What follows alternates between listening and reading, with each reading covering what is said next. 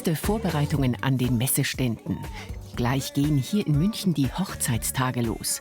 Der perfekte Ort, um herauszufinden, was man braucht, um einen Tag lang Märchenprinzessin zu sein. Das will Frau doch unbedingt, oder? Ich will keine Prinzessin sein. Ich bin keine Prinzessin, will ich auch nicht sein. Und aber trotzdem einfach mal rumschauen, was man alles machen könnte. Und Sie sind freiwillig mitgekommen? Mehr oder weniger, ja, genau. Ja, schon, doch. Nein. Warum seid ihr denn hier? Naja, man kann ja auch heiraten, ohne zwangsläufig eine Märchenprinzessin in rosa Traumschloss Hochzeit daraus zu machen. Will wirklich keine Frau Prinzessin sein? Willst du an dem Tag einmal Prinzessin sein? Wahrscheinlich schon, ja. Na also, es gibt sie doch, die Frauen, die von Cinderella-Krönchen, Aschenbrödelschuhen und einem richtigen Prinzessinnenkleid träumen. Ist es schon das perfekte Kleid? Ich glaube, ja. Warum in Weiß heiraten? Das gehört einfach dazu und ist ein Mädchentraum. Ihren Mädchentraum hat Ann-Kathrin schon vergangenes Jahr wahrgemacht. Dieses Brautkleid mit der langen Schleppe trägt sie heute nur für ein Fotoshooting. Stylistin Anja zaubert ihr dafür noch einen märchenhaften Schneewittchenteint, rot wie Blut und weiß wie Schnee. Jetzt kann Fotografin Josefa loslegen. Sie liebt die ganz besondere Magie von Hochzeiten. Du bist halt umgeben von guter Energie. Das ist halt Wahnsinn. Und auch danach, wenn die Fotos dann fertig haben, du hast so viel Dankbarkeit. Und das macht mich total glücklich. Das finde ich geil. Ja, definitiv.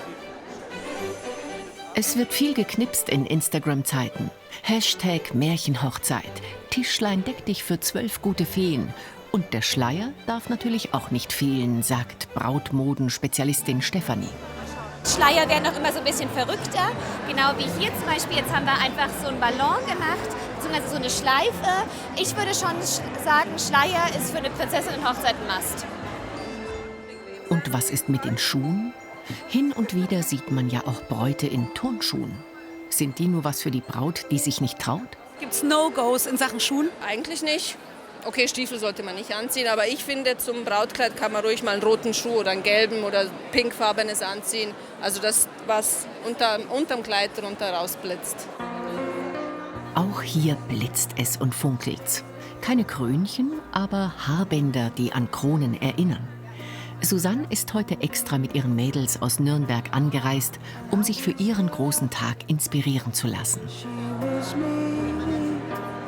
Ich will auf jeden Fall keine Brautzilla werden, sondern wirklich einfach, dass du mit Freunden, Familie halt einen richtig tollen Tag feierst.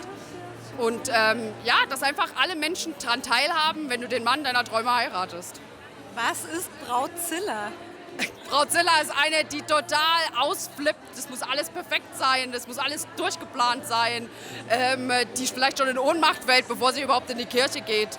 Halt eine Frau, die total schon... ja, total crazy ist, nur weil sie heiratet. Aber ich finde, es soll halt ein schöner Tag werden, eine schöne Party werden. Das ist es ja eigentlich, was man feiert an dem Tag, seine Liebe.